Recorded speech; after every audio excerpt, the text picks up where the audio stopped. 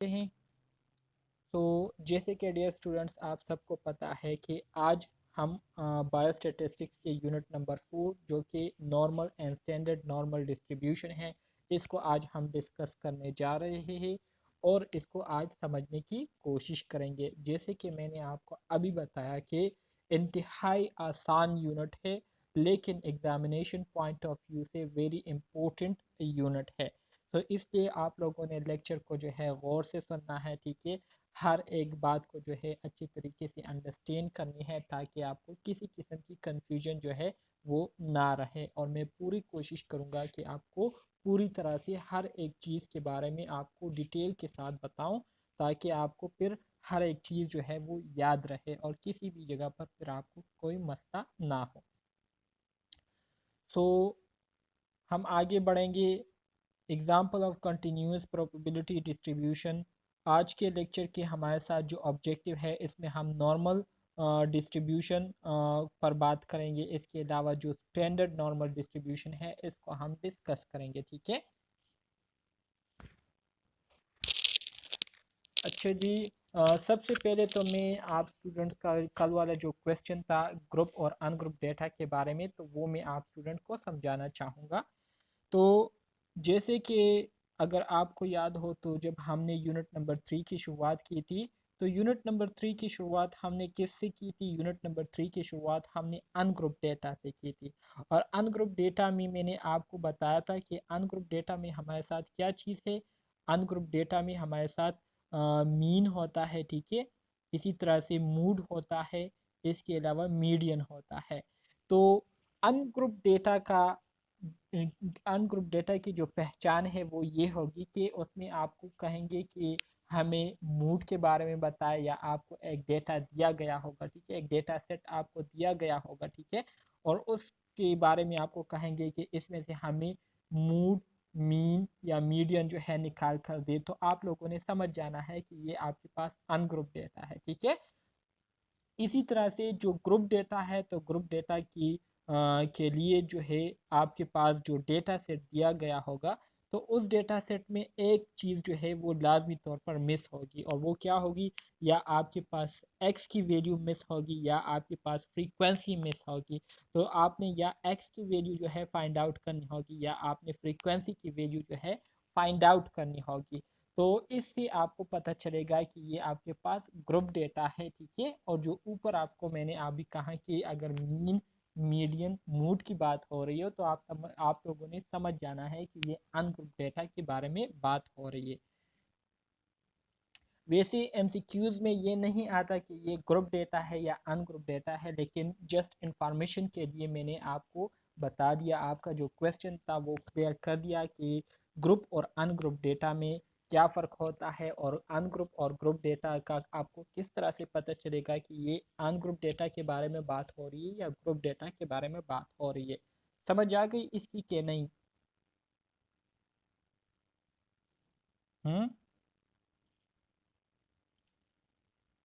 سر دوبارہ بتائیے. السلام علیکم. وعلیکم السلام. کل کی کلاس میں ایک کویسچن تھا, جاتے جاتے ایک اسٹوڈنٹ نے کویسچن کیا تھا کہ سر ہمیں کیسے پتہ چلے گا کہ ہمارے پاس جو ڈیٹا موجود ہے یہ گروپ ڈیٹا ہے یا ان گروپ ڈیٹا ہے.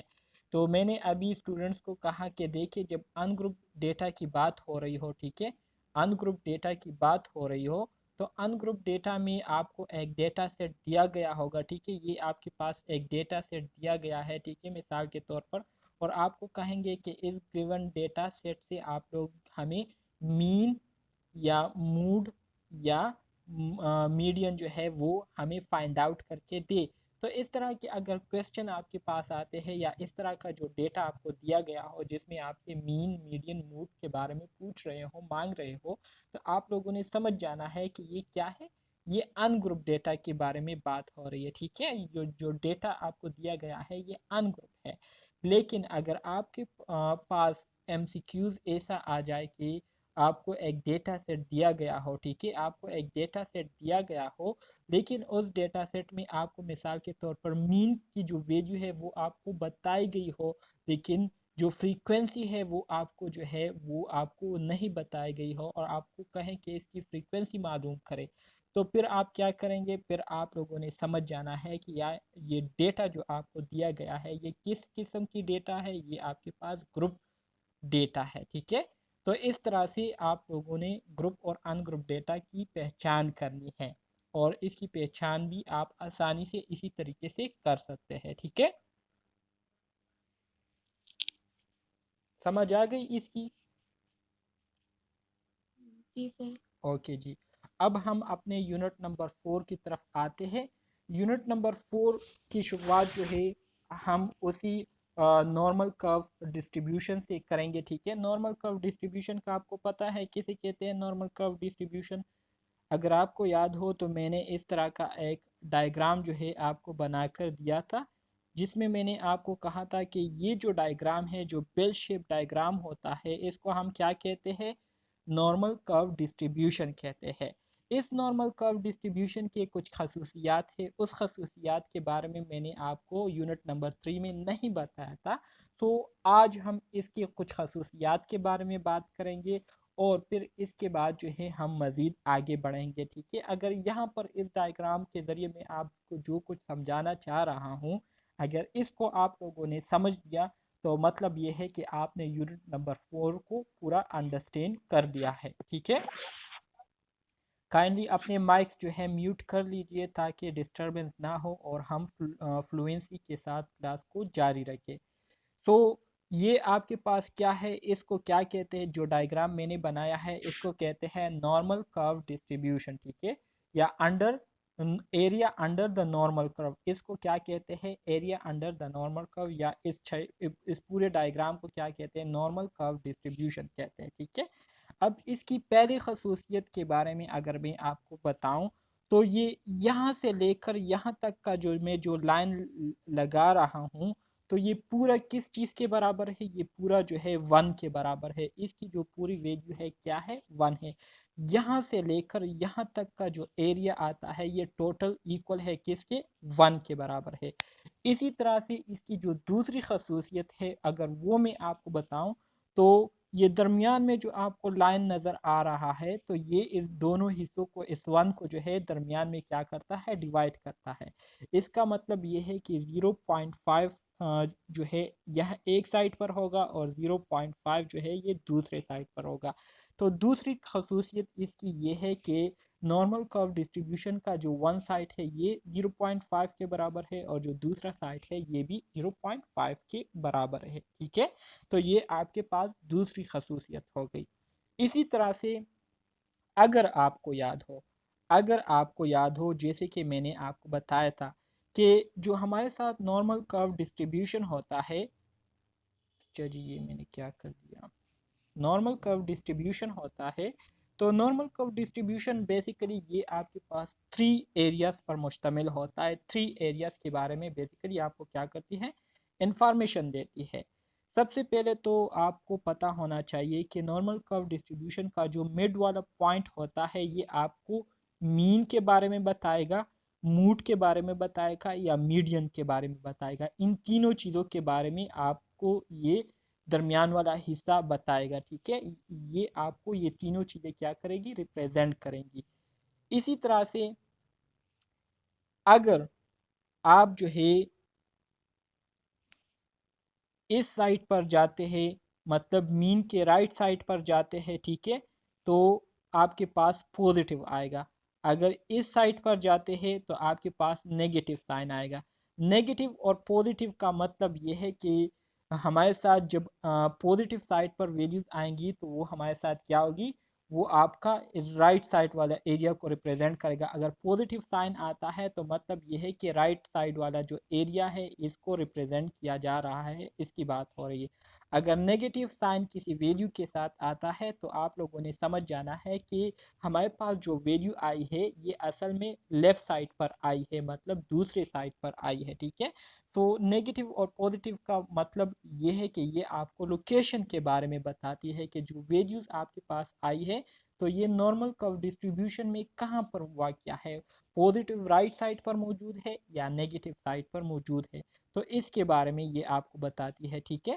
تو یہ بھی آپ کے پاس کیا ہو گئی، تیسری خصوصیت ہوگی جو کہ میں نے آپ کو پوزیٹیو اور نیگیٹو کے بارے میں بتایا، ٹھیک ہے. اس کے بعد جو تیسری خصوصیت ہے اس کی وہ کیا ہے، میں نے آپ کو بتایا تھا کہ ہمارے ساتھ جو ڈیٹا ہوتی ہے، جو نارمل کرو ڈسٹریبیوشن ہے، اس کو بیسیکلی ہم کیا کرتے ہیں، اس کے ذریعے بیسیکلی ہم انڈیویژول نمبرز کو معلوم کرتے ہیں. جیسے کہ آپ کے پاس مین ویلیو آپ کو جو ہے دی گئی ہوگی، ٹھیک ہے، آپ کے پاس مین ویلیو بھی موجود ہوگی، آپ کے پاس جو ہے اسٹینڈرڈ ڈیویشن بھی موجود ہوگا. Standard deviation, population standard deviation کو ہم سگما سے ریپرزینٹ کرتے ہیں، ٹھیک ہے.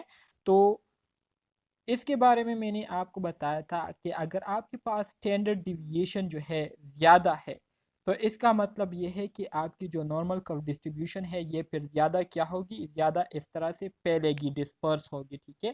اگر آپ کے پاس اسٹینڈرڈ ڈیویشن جو ہے یہ کم ہے تو پھر آپ کی جو نارمل ڈسٹریبیوشن کرو ہے یہ اس طرح سے ہوگی، ٹھیک ہے، اس طرح سے ہوگی، پھر پھیلے گی نہیں بلکہ یہ اس طرح سے کنٹریکٹ ہوگی، ٹھیک ہے.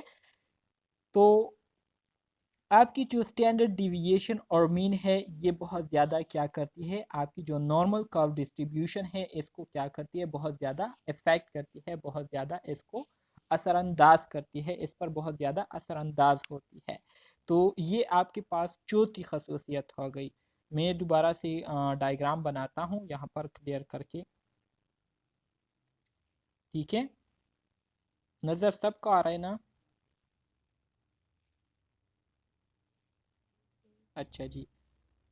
ڈائیگرام میں اتنا اچھا نہیں ہوں تو اس لیے تھوڑا سا کمپرومائز کرے، ٹھیک ہے، بس خالی کنسیپٹ اس سے لے. تو جیسے کہ میں نے آپ کو بتایا کہ درمیان میں جو حصہ ہوتا ہے، مڈ لائن ہوتا ہے، یہ آپ کے مین کو ریپرزینٹ کرتا ہے.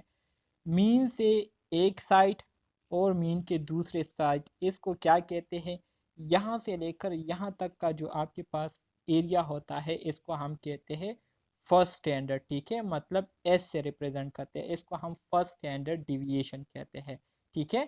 اسی طرح سے پھر یہاں سے لے کر یہاں تک کا جو ایریا ہوتا ہے اس کو ہم کیا کہتے ہیں، اس کو ہم سیکنڈ اسٹینڈرڈ ڈیویشن کہتے ہیں. جو ریڈ لائن سے میں نے اس کو پریزنٹ کیا ہے یہ آپ کے پاس کیا ہے، یہ آپ کے پاس 2S آئے گا، ٹھیک ہے، کیا آئے گا، 2S آئے گا. پھر اسی طرح سے آپ کے پاس جو تیسرا لائن میں ابھی لگا رہا ہوں، ٹھیک ہے، تو یہاں سے لے کر یہاں تک جس کو میں گرین لائن سے آپ ریپرزینٹ کرنے والا ہوں اس کو کیا کہتے ہیں، یہ آپ کا تھرڈ اسٹینڈرڈ ڈیویشن آتا ہے. فرسٹ اسٹینڈرڈ ڈیویشن کی جو ویلیو ہے وہ میں نے آپ کو کیا بتائی تھی، کسی کو یاد ہے؟ فرسٹ اسٹینڈرڈ ڈیویشن کی جو ویلیو ہے وہ میں نے آپ کو بتائی تھی کہ یہ برابر ہے 68% کی، 68% کی، 68% کی برابر ہے، ٹھیک ہے. اسی طرح سے جو سیکنڈ اسٹینڈرڈ آف ڈیویشن ہے اس کی جو ویلیو ہے وہ میں نے آپ کو بتائی تھی کہ اس کی جو ویلیو ہے وہ کس چیز کے برابر ہے، وہ آپ کے پاس 95% کی برابر ہے، بالکل 95% کی برابر ہے. اور تھرڈ اسٹینڈرڈ ڈیویشن کی ویلیو کس کی برابر ہے، 99.7 کے برابر ہے. تو ایم سی کیوز کے حوالے سے، ایگزام کے حوالے سے یہ پوائنٹ بہت زیادہ امپورٹنٹ ہے. آپ سے پوچھ سکتے ہیں کہ فرسٹ اسٹینڈرڈ ڈیویشن کی ویلیو کتنی ہے، ٹھیک ہے، تو آپ نے ان کو بتانا ہے کہ 68% کے برابر ہوتی ہے، ٹھیک ہے. مطلب جو بلو لائن میں نے لگایا ہے یہاں سے لے کر یہاں تک تو یہ 68% کی برابر ہوتی ہے. اس کا مطلب یہ ہے کہ 68% ڈیٹا جو ہے آپ کے فرسٹ اسٹینڈرڈ ڈیویشن کے اندر آئے گی. اسی طرح سے سیکنڈ اسٹینڈرڈ ڈیویشن کی جو ویلیو ہے وہ کیا ہے، 95% ہے.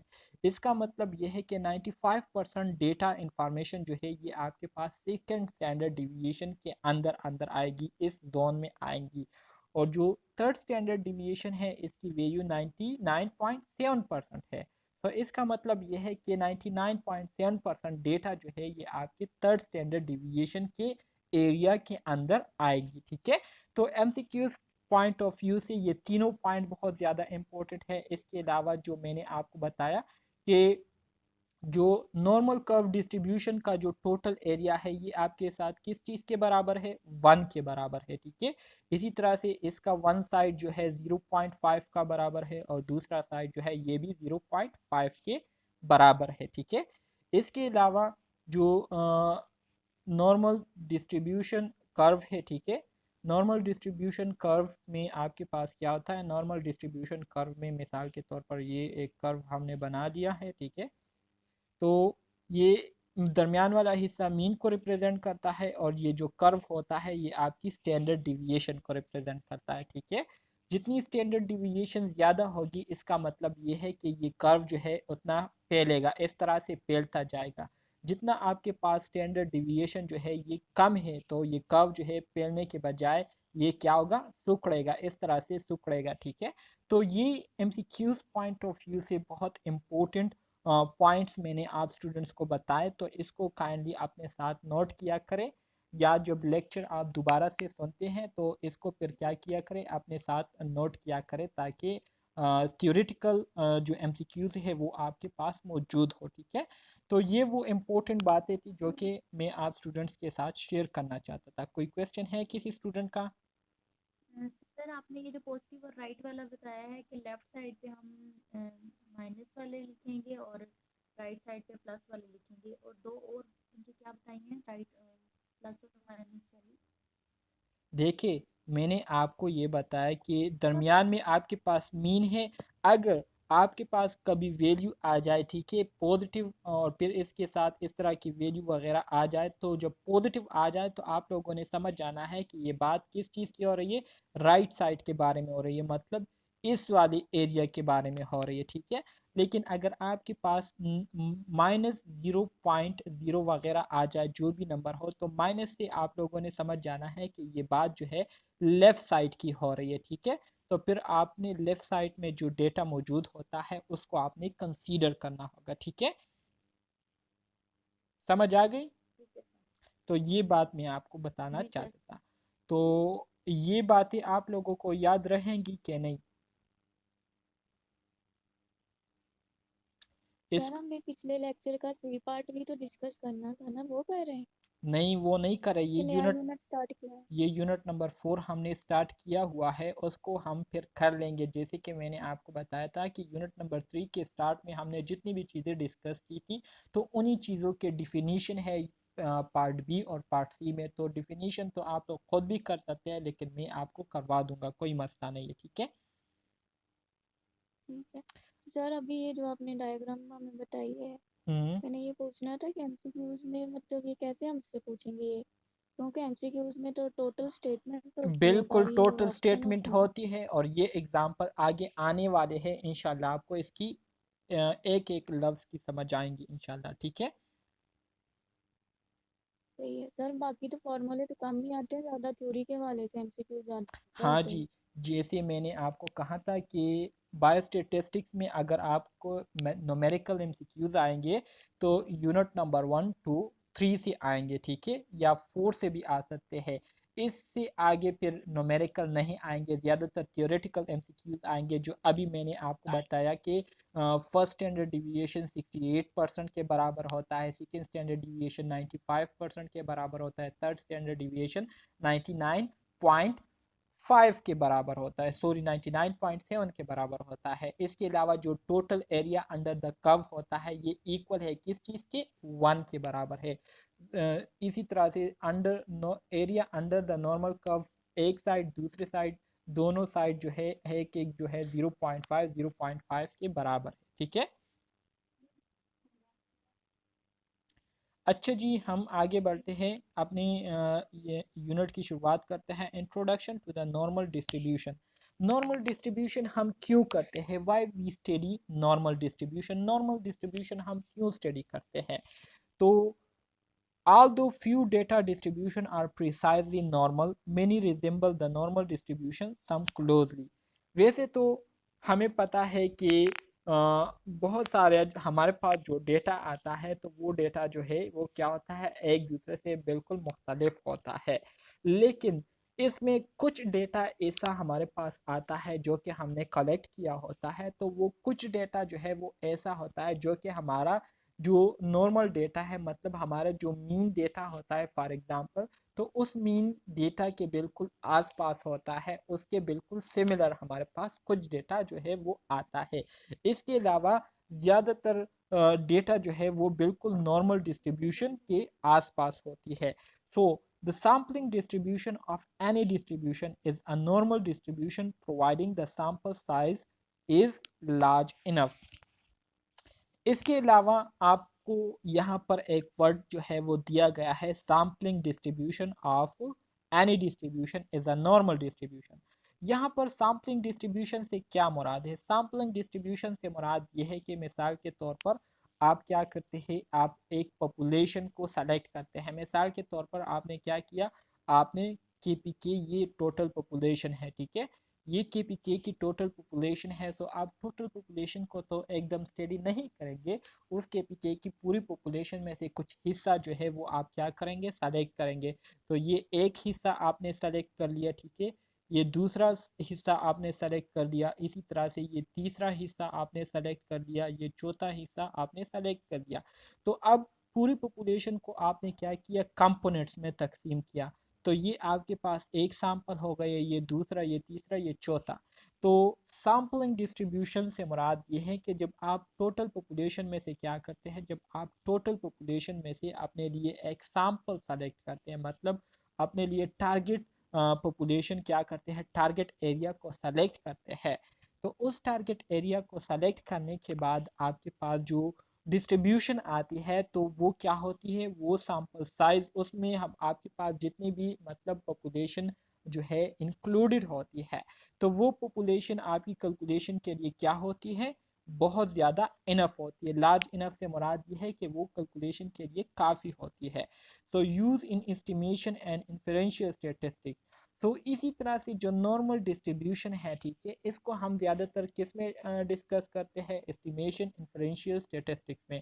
اگر آپ کو یاد ہو یونٹ نمبر 3 کو سٹارٹ کرنے سے پہلے میں نے آپ کو بتایا تھا کہ ہمارے پاس دو طرح کی اسٹیٹسٹک اسٹڈی ہوتی ہے، بایو اسٹیٹسٹیکل اسٹڈی ہوتی ہے. ایک ہمارے ساتھ ڈسکرپٹیو اسٹیٹسٹک ہوتی ہے اور ایک ہمارے ساتھ انفرینشیل اسٹیٹسٹک ہوتی ہے. ڈسکرپٹیو اسٹیٹسٹکس کے حوالے سے میں نے آپ کو بتایا تھا کہ اس میں ہم صرف چیزوں کو ڈسکرائب کرتے ہیں، ٹھیک ہے، اس کو ہم کیا کرتے ہیں، اس کو ہم ڈسکرائب کرتے ہیں. جبکہ انفرینشیل اسٹیٹسٹکس میں ہم کیا کرتے ہیں، انفرینشیل اسٹیٹسٹکس میں ہم جو ڈیٹا ہم نے ڈسکرائب کیا ہوتا ہے، ٹھیک ہے، جو ہائپوتھیسس ہم نے ہاں جی، جو ہائپوتھیسس ہم نے ڈسکرپٹیو اسٹڈی میں بنائے ہوئے تھے، تو اس ہائپوتھیسس پر ہم پریکٹیکلی عمل کرنا شروع کرتے ہیں. اس کی ہم کیا کرتے ہیں، ہائپوتھیسس ٹیسٹنگ کرتے ہیں، ٹھیک ہے، اس کی ہم اسٹیمیشن لگاتے ہیں، اندازہ لگاتے ہیں، اور اس اندازے کو ہم کیا کرتے ہیں، ایکسپیریمنٹلی اس کو پروف کرنے کی کوشش کرتے ہیں. تو بیسیکلی جو نارمل ڈسٹریبیوشن ہے، نارمل ڈسٹریبیوشن ہم اس لیے اسٹڈی کرتے ہیں کیونکہ اس کو ہم زیادہ تر اسٹیمیشن میں یوز کرتے ہیں، ٹھیک ہے، زیادہ تر انفرینشیل اسٹیٹسٹکس میں ہم اس کو یوز کرتے ہیں.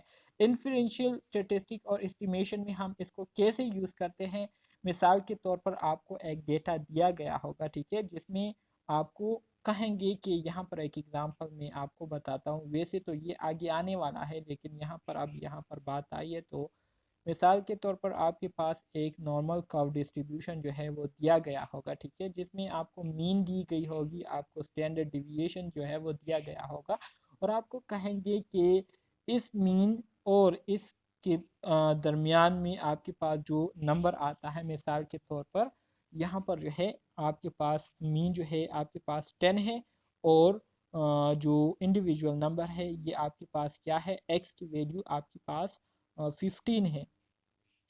تو آپ کو کہتا ہے کہ اس 10 اور 15 کے درمیان جو ہے آپ کیا کریں، آپ معلوم کریں کہ کتنے ڈیجٹس آتے ہیں، یا مثال کے طور پر کتنے لوگ جو ہے وہ کیا ہے اس 10 اور 15 رینج کے درمیان میں آتے ہیں، ٹھیک ہے.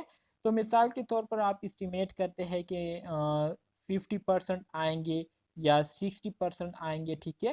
تو اس 50% یا 60% اسٹیمیشن کو ہم پروف کرنے کے لیے یا اس کو جو ہے پریسائزلی کیلکولیٹ کرنے کے لیے ہم کیا کرتے ہیں، پورا نارمل ڈسٹریبیوشن میتھڈ کو یوز کرتے ہوئے کیا کرتے ہیں، ڈیٹا نکالتے ہیں، اور اس ڈیٹا کو پھر ہم اس 50 اور 60 کے ساتھ کمپیئر کرتے ہیں یا مین کے ساتھ کمپیئر کرتے ہیں کہ ہمارے ساتھ جو ڈیٹا آیا ہوا ہے یہ کتنا کلوز ہے ہمارے جو اسٹیمیشن ہم نے کی تھی، جو اندازہ ہم نے لگایا تھا، اس کے کتنے آس پاس ہمارے پاس ڈیٹا آیا ہوا ہے۔ تو اس مقصد کے لیے ہم کیا کرتے ہیں، نارمل کرو ڈسٹریبیوشن کو یوز کرتے ہیں۔ سمجھ آ گئی آپ کو؟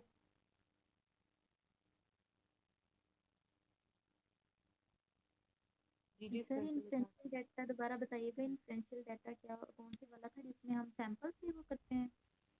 انفرینشیل ڈیٹا سے مراد یہ ہے، دیکھیے ایک ڈسکرپٹیو ڈیٹا ہوتا ہے، ایک انالیٹیکل یا انفرینشیل اور ایک ڈیٹا ہوتا ہے۔ انفرینشیل۔ تو انفرینشیل ڈیٹا سے مراد یہ ہے کہ ڈسکرپٹیو ڈیٹا میں ہم نے جو مختلف ڈیٹا کلیکٹ کیا ہوتا ہے اور اس کے بیس پر ہم نے جو ہائپوتھیسس بنائے ہوتے ہیں۔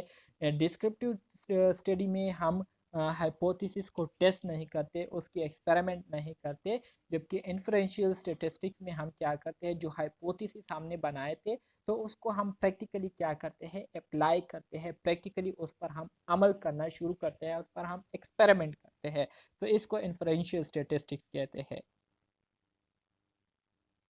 ٹھیک ہے سر۔ اچھا جی، یہاں پر اب آپ کو جو نارمل کرو میں نے آپ کو بنایا تھا، اس کی فنکشنز کے بارے میں، اس کی خصوصیات کے بارے میں آپ کو بتایا جا رہا ہے، ٹھیک ہے؟ یہ آپ کے پاس نارمل کرو ہوتا ہے، نارمل کرو ڈسٹریبیوشن۔ تو پہلی جو خصوصیت آپ کو بتائی جا رہی ہے، کہتے ہیں کہ the shape of a given normal کرو result from different value of main and standard deviation. تو جیسے کہ میں نے آپ کو بتایا تھا کہ آپ کے پاس جو نارمل کرو ڈسٹریبیوشن ہوتا ہے، ٹھیک ہے، تو یہ صرف دو چیزوں پر ڈیپینڈ کرتا ہے۔ ایم سی کیوز میں آ سکتا ہے کہ ان وچ ٹو فیکٹر نارمل ڈسٹریبیوشن کرو ڈیپینڈ۔ تو نارمل ڈسٹریبیوشن آپ کے مین پر اور اسٹینڈرڈ ڈیویشن پر ڈیپینڈ کرتا ہے، ٹھیک ہے۔ اگر آپ کے پاس اسٹینڈرڈ ڈیویشن جو ہے یہ زیادہ ہو تو پھر کیا ہوگا، نارمل کرو کس طرح سے بنے گا، نارمل کرو پھر کچھ اس طرح سے بنے گا، دیکھیں نارمل کرو ہاں زیادہ پیدا ہوگا، پھر اس طرح سے پیدا ہوا ہوگا، ٹھیک ہے، اس طرح سے پیدا ہوا اور نارمل کرو، ٹھیک ہے۔ اگر آپ کے پاس اسٹینڈرڈ ڈیویشن جو ہے یہ کم ہو تو پھر پھیلنے کے بجائے جو ہے یہ کیا ہوگا، پھیلنے کے بجائے یہ کنٹریکٹ ہوا ہوگا، کچھ اس طرح سے پھر ہوگا، دیکھیں اس طرح سے کچھ اس طرح سے پھر آپ کو کیا ہوگا، دکھائی دے گا نارمل کرو ڈسٹریبیوشن۔ تو نارمل کرو ڈسٹریبیوشن جو ہے یہ آپ کے مین اور اسٹینڈرڈ ڈیویشن پر کیا کرتا ہے، ڈیپینڈ کرتا ہے، ٹھیک ہے۔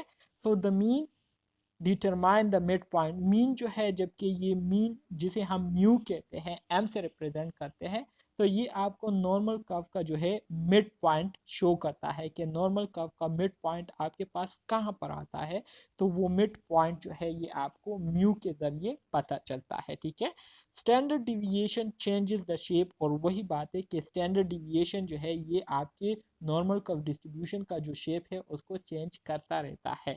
It affect the spread and the ڈسپرجن of score, یہ آپ کی جو نارمل کرو ہے اس کو چینج کرتی رہتی ہے، اس کو اسپریڈ اور کنٹریکٹ کرتی رہتی ہے۔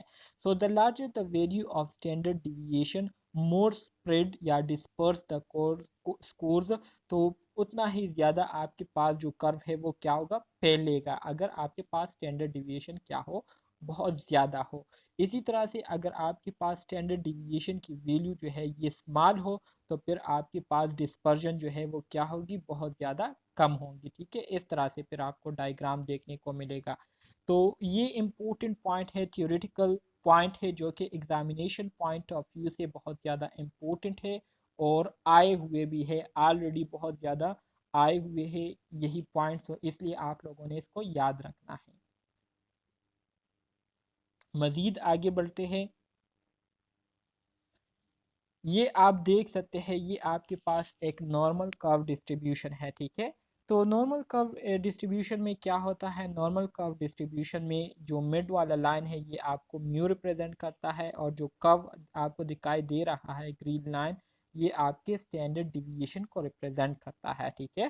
سو changing mu shift the distribution left and right, جب آپ میو کو چینج کرتے رہتے ہیں، ٹھیک ہے، تو اس سے آپ کی جو ڈسٹریبیوشن ہے، ٹھیک ہے، وہ لیفٹ اور رائٹ سائڈ کی طرف وہ کیا ہوگی، چینج ہوتی رہے گی۔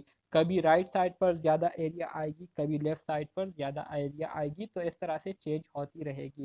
اسی طرح سے اگر ہم اسٹینڈرڈ ڈیویشن کو کیا کرتے ہیں، انکریز کرتے ہیں یا ڈیکریز کرتے ہیں، تو اس سے آپ کی جو نارمل کرو ہے وہ ڈسپرس ہوگی یا کنٹریکٹ ہوگی، ٹھیک ہے۔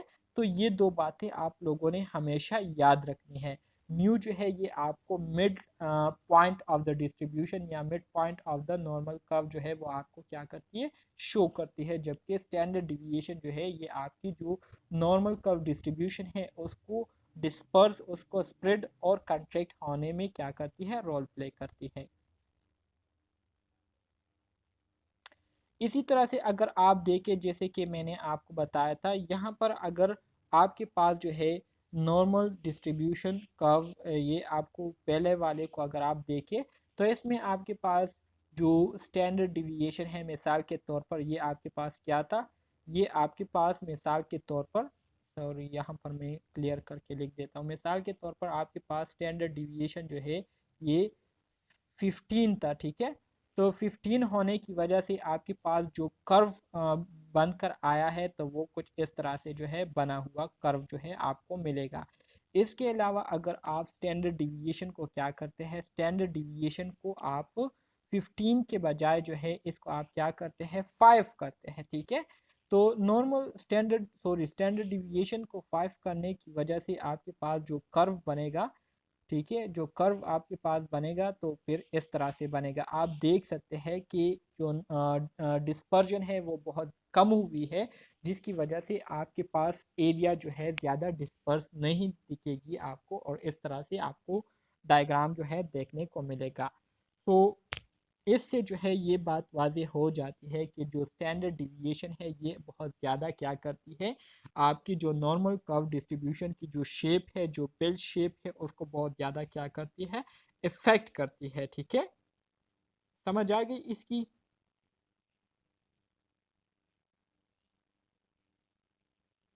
کوئی کنفیوژن ہے اس میں؟ جی سر، نو سر۔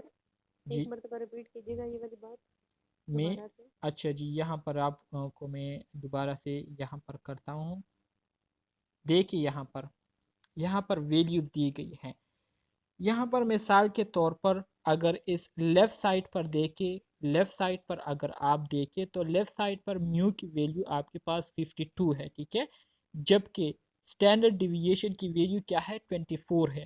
تو اسٹینڈرڈ ڈیویشن کی ویلیو 24 ہونے کی وجہ سے آپ کے پاس جو کرو بنا ہوا ہے تو یہ آپ دیکھ سکتے ہیں یہ کتنا پھیلا ہوا ہے۔ یہ کیوں پھیلا ہوا ہے؟ کیونکہ اسٹینڈرڈ ڈیویشن آپ کے پاس 24 تھا۔ اسی طرح سے اگر آپ دیکھیں دوبارہ سے اس رائٹ سائڈ پر، اب اگر آپ دیکھیں رائٹ سائڈ پر، ٹھیک ہے، تو رائٹ سائڈ پر میو کی ویلیو وہی مین جو ہے وہی 52 ہے، آپ کے پاس مین جو ہے 52 ہے، لیکن اسٹینڈرڈ ڈیویشن 24 کے بجائے ہاف ہوئی ہے، 12 ہوئی ہے۔ تو 12 ہونے کی وجہ سے آپ کے پاس جو کرو بنا ہے یہ دیکھ سکتے ہیں آپ، بالکل بیل شیپ اس نے جو ہے اختیار کیا ہوا ہے۔ تو اس سے آپ کو جو ہے یہ اندازہ ہو گیا ہوگا کہ جو اسٹینڈرڈ ڈیویشن کی ویلیو ہے یہ بہت زیادہ کیا کرتی ہے، افیکٹ کرتی ہے نارمل کرو ڈسٹریبیوشن کی جو شیپ ہے اس کو بہت زیادہ کیا کرتی ہے، افیکٹ کرتی ہے۔ اسی طرح سے جو میو ہے، میو کے بارے میں نے آلریڈی آپ کو بتایا کہ میو کے ذریعے آپ نارمل کرو ڈسٹریبیوشن کا جو مڈ پوائنٹ ہے اس کو آپ کیا کرتے ہیں، معلوم کرتے ہیں۔ اور اسی طرح سے جب اسٹینڈرڈ ڈیویشن آپ کے پاس مال ہوگا تو اس کا مطلب یہ ہے کہ لیس ویلیوز جو ہے وہ کیا ہوں گی، ڈسپرس ہوں گی، آپ کے پاس جو نمبر ہے وہ بہت زیادہ کم ڈسپرس ہوں گے، پھیلیں گے، ٹھیک ہے۔ اور جو شیپ آپ کے پاس بنے گا نارمل کرو کا تو وہ بیل کی طرح بنے گا۔ سمجھ آ گئی اب؟ جی جی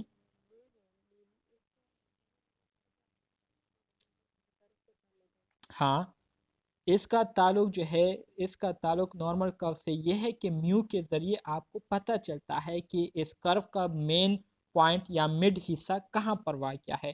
میو جو ہے یہ آپ کو اس کرو کا مڈ پوائنٹ بتاتا ہے، مطلب درمیان والا لائن جو یہاں پر کھینچا گیا ہے، تو یہ اس میو کی وجہ سے ہی آپ کو جو ہے پتہ چلا ہے کہ اس کا جو مڈ پوائنٹ ہے وہ یہ ہے۔ سو میو کا بنیادی فنکشن نارمل کرو ڈسٹریبیوشن میں یہی ہوتا ہے کہ یہ آپ کو نارمل کرو کا جو بالकुल सेंटर पॉइंट होता है, उस सेंटर पॉइंट के बारे में आपको निशानदही कराती है।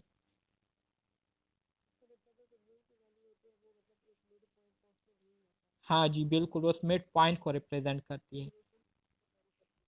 हाँ जी, इसी तरह से आपको मिसाल के तौर पर यहाँ पर एक डेटा दिया गया है। मिसाल के तौर पर मैं इस डेटा को लेता हूँ, इस राइट साइड वाले डेटा को। दोबारा से रिपीट करें, आपका जी क्वेश्चन बिल्कुल क्या था?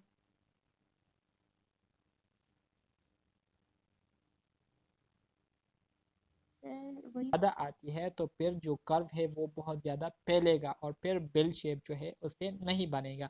आप इस डायग्राम में देख सकते हैं कि स्टैंडर्ड डिविएशन के कम होने की वजह से शेप बिल्कुल बेल की तरह ही बना हुआ है। आप ये वाला देख सकते हैं, ठीक है, जिसको मैंने सर्कल किया हुआ है, बिल्कुल बेल की तरह आपको नज़र आ रहा होगा। जी सर। अच्छा जी, बाकी स्टूडेंट्स आ गए क्या नहीं?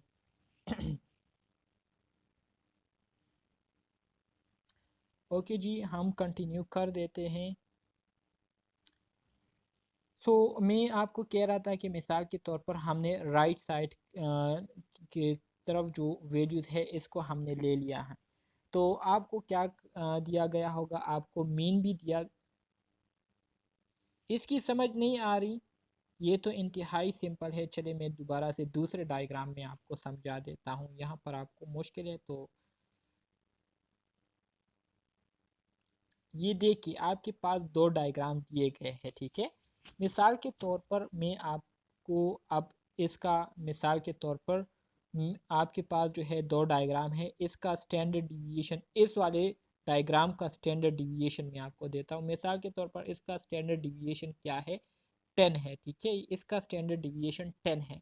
तो स्टैंडर्ड डिविएशन 10 होने का मतलब ये है कि जो कर्व आपको दिखाई दे रहा है ये 10% इस तरह से क्या हुआ है? फैला हुआ है, ठीक है, स्टैंडर्ड डिविएशन के 10 होने की वजह से, ठीक है, इसकी वैल्यू 10 होने की वजह से ये कर्व जो है आपके पास इस तरह से फैला हुआ नज़र आएगा।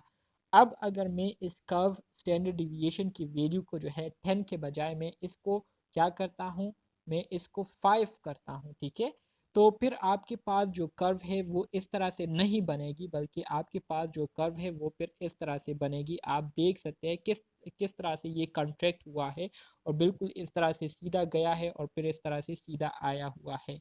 तो स्टैंडर्ड डिविएशन जितनी इसकी वैल्यू ज़्यादा होगी उतना आपके पास कर्व जो है वो क्या होगा? वो आपके पास फैलेगा, ठीक है।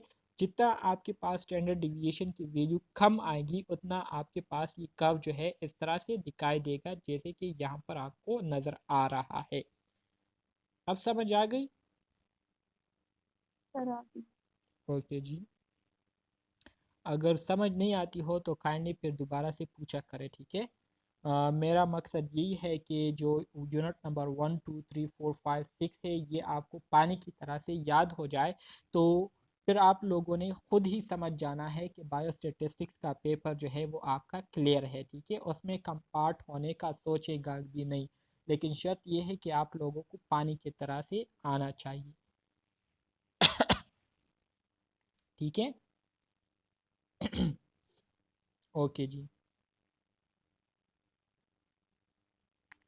अब आपको स्टैंडर्ड नॉर्मल कर्व की प्रॉपर्टीज़ के बारे में, अभी जो हम बात कर रहे थे वो नॉर्मल कर्व के बारे में हम बात कर रहे थे, अब हम स्टैंडर्ड नॉर्मल कर्व की बात करेंगे, ठीक है। तो सबसे पहली प्रॉपर्टी जो स्टैंडर्ड नॉर्मल कर्व की है वो यही है कि इसका शेप जो है बिल्कुल बेल की तरह होता है, ठीक है। इसी तरह से इट इज़ एसिम्प्टोटेटिक। ये क्या है? एसिम्प्टोटिक। एसिम्प्टोटिक। एसिम्प्टोटिक। अच्छा जी, एसिम्प्टोटिक का क्या मतलब है? इसका मतलब मुझे समझ नहीं आ रहा, ये मैं फिर आपको बता दूंगा, ठीक है। It is a bell shape, ये बेल शेप की तरह होता है, ठीक है।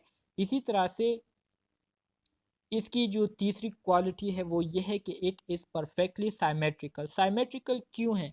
अगर आपको याद हो, अभी मैंने आपको बताया था कि area under the normal curve, normal curve के अंडर जितना भी एरिया होता है ये टोटल 1 के बराबर होता है। इसके बिल्कुल मिड में आपके पास क्या होता है? मीन होता है, जिसका मतलब ये है कि राइट साइड पर भी बराबर एरिया होता है 0.5 और लेफ़्ट साइड पर भी برابر ایریا ہوتا ہے 0.5. ٹھیک ہے، تو اس وجہ سے آپ کے پاس جو ایریا انڈر دا نارمل کرو آتا ہے تو وہ ٹوٹلی کیا ہوتا ہے، سائمیٹرک ہوتا ہے. سائمیٹرک سے مراد برابر ہوتا ہے، ایک جیسے ہوتا ہے.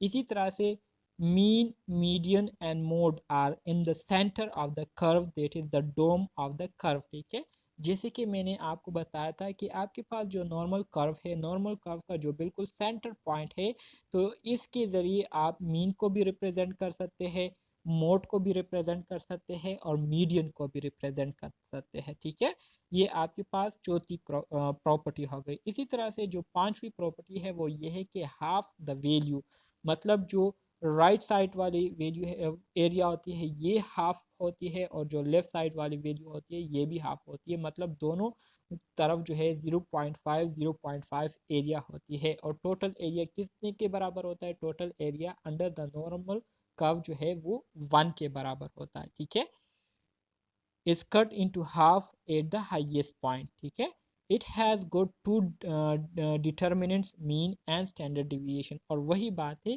کہ جو نارمل کرو، اسٹینڈرڈ نارمل کرو ہوتا ہے، یہ دو چیزوں پر ڈیپینڈ کرتا ہے، ایک آپ کا مین اور دوسرا آپ کی اسٹینڈرڈ ڈیویشن. سو مین اور اسٹینڈرڈ ڈیویشن جو ہے یہ بہت امپورٹنٹ ڈٹرمننٹ، بہت امپورٹنٹ فیکٹر ہے. ڈٹرمننٹ سے مراد فیکٹر، امپورٹنٹ فیکٹر ہے جو کہ آپ کی جو نارمل کرو ڈسٹریبیوشن ہے اس کو بہت زیادہ کیا کرتی ہے، متاثر کرتی ہے. تو یہ پوائنٹس آپ لوگوں کو پانی کی طرح یاد ہونے چاہیے. ٹھیک ہے، تھیوریٹیکل ایم سی کیوز اسی سے آئیں گے. میں بار بار آپ اسٹوڈنٹس کو بتا رہا ہوں، اور اس طرح سے کوئی بھی آپ کو نہیں بتائے گا. ٹھیک ہے، لیکچرز کے دوران میں آپ کو تیار ایم سی کیوز دے رہا ہوں ایگزامینیشن کے لیے. اچھا جی، اب وہی باتیں ہیں جو کہ سٹارٹ میں نے آپ کو بتائی تھی. مطلب کہ آپ کے پاس جو فرسٹ اسٹینڈرڈ ہے، سیکنڈ اسٹینڈرڈ ہے، وہی باتیں آپ کو یہاں پر دوبارہ سے ریپیٹ کی جا رہی ہے. The beauty of the normal کرو، نارمل کرو کی جو بیوٹی ہے، امپیریکل رولز، مطلب no matter what mu and standard deviation are. ٹھیک ہے، سو دا ایریا بٹوین میو اور mu minus standard deviation, mu plus standard deviation is about 68%. مطلب کہتے ہیں کہ جو فرسٹ اسٹینڈرڈ ڈیویشن ہے اس کے انڈر جو ایریا آتا ہے وہ ٹوٹل برابر ہوتا ہے 68% کا. میو پلس اسٹینڈرڈ ڈیویشن کا مطلب یہ ہے کہ رائٹ سائڈ پر ہمارے ساتھ مین کے جو رائٹ سائڈ ہے وہ برابر ہوتا ہے کیا، وہ، اور جو میو مائنس سگما مطلب جو لیفٹ سائڈ پر ایریا ہوتا ہے، یہ دونوں مل کر کتنے کے برابر ہوتا ہے؟ 68% کے برابر ہوتا ہے. اسی طرح سے جی دیکھیے میو تو ہے مین، یہ مڈ پوائنٹ پہ شو کرے گا، اور یہ مائنس جو سگما اور پلس سگما ہے یہ دونوں اسٹینڈرڈ ڈیویشن یعنی رائٹ اور لیفٹ کو شو کر رہے ہیں، یعنی دونوں رائٹ اور لیفٹ کا جو ٹوٹل ہے وہ ہمارا 68% ہے. ہاں جی، بالکل بالکل بالکل یہی بات ہے. تو یہ سر فرسٹ اسٹینڈرڈ بات ہو رہی ہے. ہاں جی، فرسٹ اسٹینڈرڈ کی بات ہو رہی ہے. دیکھیے یہ مائنس اور پلس میں آپ لوگوں نے کنفیوز نہیں ہونا ہے. مائنس اور پلس کے بعد اچھا جی سر دیکھیے، انہوں نے یہ بتایا نا، جیسے سر آپ نے بیچ میں لائن لگا کے آپ نے دونوں طرف وہ ایرو جاتا ہے، مائنس کی طرف بھی جاتا ہے اور پلس کی طرف بھی جاتا ہے، ہاں یہ جی بات کی ہے. بالکل وہی بات کی ہے. یہاں پر میں آپ کو تھوڑا سا دوبارہ سے بنا کر دیتا ہوں. دیکھیے یہاں پر یہ بنایا گیا ہے، یہاں پر آلریڈی دیکھیے، یہاں پر آپ دیکھیں آپ کے پاس درمیان میں ہوتا ہے کیا؟ میو، مطلب مین ہوتا ہے.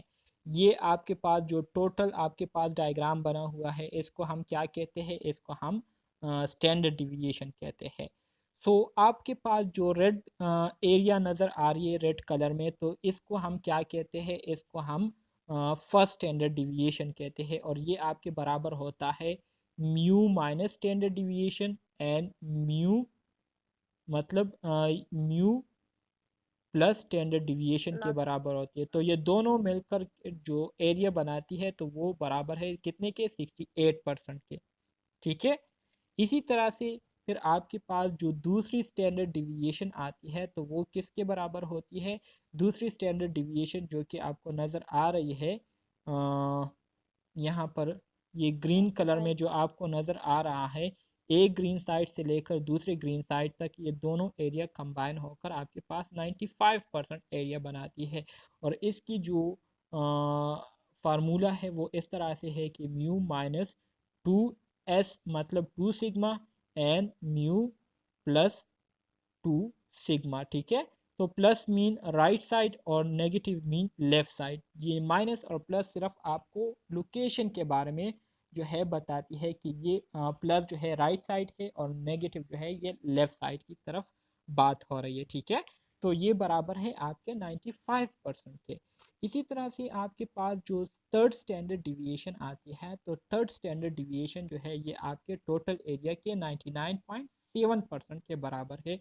और इसका जो फार्मूला है वो ये है कि म्यू माइनस 3 सिग्मा और म्यू प्लस 3 सिग्मा, ठीक है। तो 3 मीन थर्ड स्टैंडर्ड डिविएशन। तो ये दोनों जब हम ऐड करते हैं तो इसके बाद आपके पास जो एरिया आता है वो बराबर है 99.7% के, ठीक है। और इससे आगे का जो एरिया आता है इसको हम आउटलियर कहते हैं और इसको हम अपने कैलकुलेशन में कंसीडर नहीं करते। अब समझ आ गई इसकी? जी सर। ओके जी, वेरी गुड। तो ये इम्पोर्टेंट पॉइंट से, ठीक है, इसको आप लोगों ने पानी की तरह याद रखना है और एमसीक्यूज में ये लाजमी तौर पर आएंगे। तो फर्स्ट स्टैंडर्ड डिविएशन आपके पास 68 के बराबर होता है, सेकंड स्टैंडर्ड डिविएशन 95 के, थर्ड स्टैंडर्ड डिविएशन 99.7 के बराबर होता है। All most all values with in third standard deviation. इसी तरह से जो थर्ड स्टैंडर्ड डिविएशन है तो इसमें फिर आपके पास तकरीबन तमाम वैल्यू जो है वो आ जाती है, ठीक है, क्योंकि इसने 99.7% एरिया जो है घेरा हुआ है। तो इसमें आपके पास तकरीबन पूरा डेटा जो है आ जाता है।